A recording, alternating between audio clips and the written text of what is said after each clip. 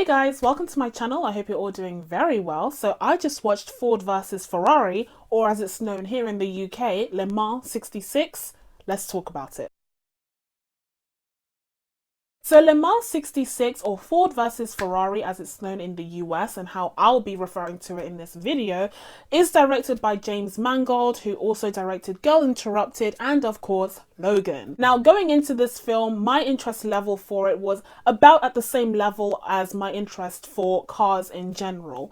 That being very low. I only wanted to check this film out because of course it got high praise and I was curious. But overall, my Cars knowledge and enthusiasm extends only to a few Top Gear specials and the Cars franchise from Pixar. Like, I have no clue what's going on here. But regardless of that, I have to say that this film is excellent. Now we're going to get into the nitty-gritty of this one. I'm so excited to talk about it, and there will be spoilers here because it's been out for a minute now and I can't wait to discuss everything that happens. So without further ado, let's get into it. Firstly, I have to start off this review by praising the excellent performance of Christian Bale as Ken Miles. Now this person is depicted as having quite a grating personality. He's supposed to be kind of unlikable, and that's what makes it so challenging to sponsor the guy. But I have to say, through his relationships with others, you know, the family members that he has, but also his dear friends, alongside his pure, unadulterated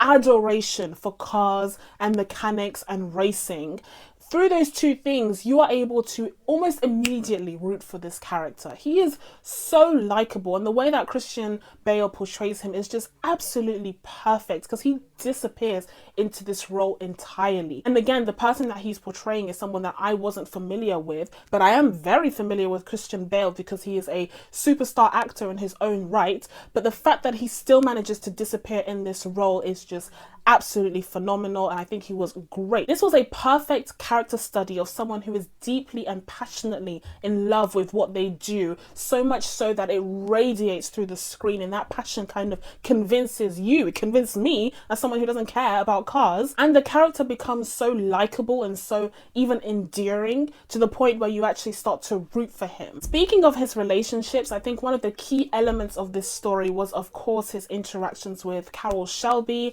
here portrayed by Matt Damon. Now for the most part, I think Matt Damon did an excellent job. I will say that I do think that he's playing a very Matt Damon-y character. I don't think he quite disappeared into the role the way that Christian Bale did. But at the very end of the film, where Carroll is mourning the loss of his friend and he shares that heartbreaking moment with Ken's son, and then he has that emotional breakdown before heading off into the distance, it is just so heartwarming. It's just so emotional and impactful. And I really think that Matt Damon's performance did an excellent job in order to convey all of the different emotions, the guilt, the sorrow, the regret that this character may have felt upon the death of his close friend. Speaking of the son, I think Noah Jupe was excellent as Peter. Now, often when it comes to films like this that portray a character that is difficult to get along with, but they're very committed and very passionate about a certain thing, they will often have that one person that they are very close to in order to show that they are a human being that you can relate to, and more importantly in this case, that you can root for. In the case of Ken Miles, you have of course his family. But usually when it comes to this sort of thing, I can see the puppeteering in action. I can see the strings being pulled in order to make me feel bad or make me relate to this character. But in the case of Ken, first of all, his personality alone was enough to just make him very likable, but also his relationship with his son just radiated authenticity. It was so touching to see how these two shared this passion of cars. It also very much felt like the son viewed racing as a way to connect to his father, which makes the relationship all the more endearing. They have some stunning moments where Ken is reflecting on his role and reflecting on his passion with his son, and I think they were so effective to the point where at the end, when he passes so tragically, and you see how crestfallen, you see how heartbroken his son is, and his wife, of course. It adds to that emotion tenfold. I also think story-wise, this film is very cleverly written. Initially, you have that pitch of Ford versus Ferrari, you know, exploring that rivalry. Here, Henry Ford III is feeling desperate in order to prove himself as worthy of his grandfather's legacy, even during a time where Ford as a company isn't doing so well, it's going through a slump. And in contrast, you have the brand of Ferrari, which is smart and sexy and sleek, everything that Ford isn't, at least to the public view. But then it switches up and becomes a story about the passionate, genius individual who is in love with what he is doing versus the cold, hard grasp of capitalism and the commercialization of this passion. Ken, of course, is the epitome of this passionate individual. But then on the opposite side of the spectrum, you have Leo Beebe, who represents the capitalistic, bureaucratic side of car manufacturing. But then, as with any spectrum, you have some complexity, you have some nuance. And in the middle of things, you have Henry Ford himself, who definitely sides more towards the commercialization of things, but he also sees the point of view of the driver, especially after he is forced to get in the car with Carroll and see for himself just what it takes in order to be a driver in a race car like that. But still, at the end of the day, don't get it twisted, he is all about that bottom line. He just wants to see his company do well and his own legacy secured. And then along the spectrum, closer to Ken this time, we have, of course, Carroll Shelby, who represents the more creative side, the more passionate side of car manufacturing. He's a car designer himself. That's his whole business and that's his whole passion and love.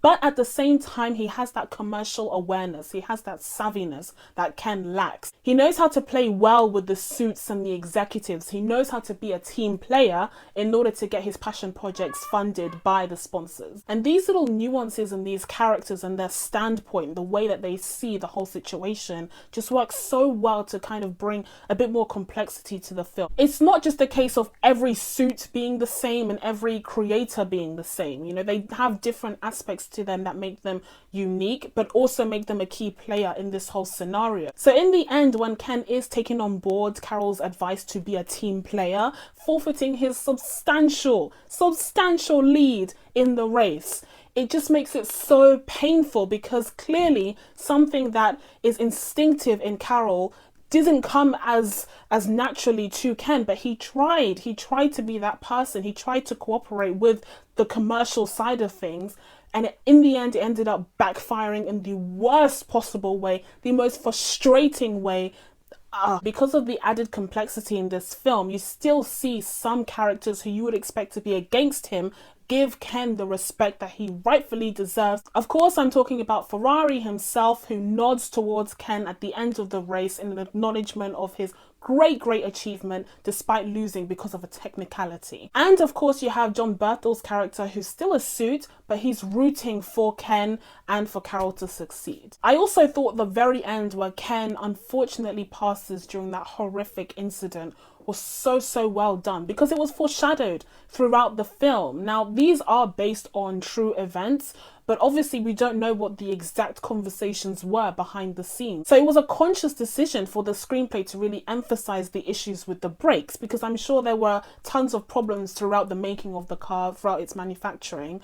But the fact that this film hones in on that, and then you have that event beforehand where Ken almost gets stuck in the car, but he manages to get out. You have his son being so worried for him after that, because if he never managed to get out, then the ending would have been far more tragic, as we saw later on in the film. Speaking of the car situation, if there was any criticism that I would give this film, it would be solely based on the fact that it does focus a lot on mechanics and cars and things that I just don't have any interest in. And so in the moments where they really honed in on the technicalities of the situation, I wasn't fully on board. I did kind of drift away during those moments, during those scenes. But of course, if you're a car enthusiast, if you did know about the events that happened in Le Mans 66, then that would definitely be more entertaining to you rather than off-putting the way that it was to me to some extent. Also, another issue that I had with the film is its portrayal of the Italians. Now,